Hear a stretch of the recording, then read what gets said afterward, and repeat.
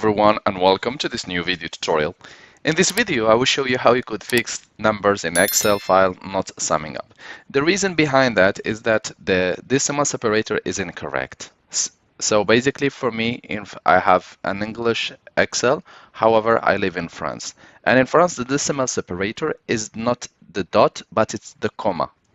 So however my Excel is being set up to use as a decimal separator a dot.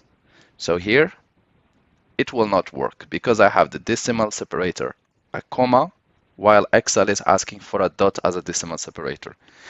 You might have the other way around, so to fix that, just press Ctrl, select the concerned numbers or the entire line, Ctrl F, replace all or replace, and here we will reverse. So if you have the decimal separator, a comma, you will put find what, comma, replace with a dot. If you have a decimal separator, a dot in your Excel file, then you want to try to replace it by comma. Click replace all, click OK, close. Now let's try our function of sum.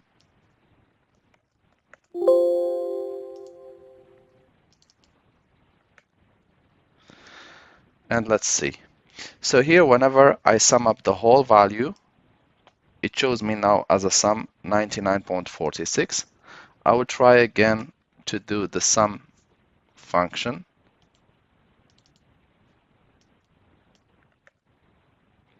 And here I got it now. So I got 99.46, or by selecting everything, you should see the value here. So you might want to try to change your decimal separator, the dot, by a comma, or a comma by a dot, and it should work for you.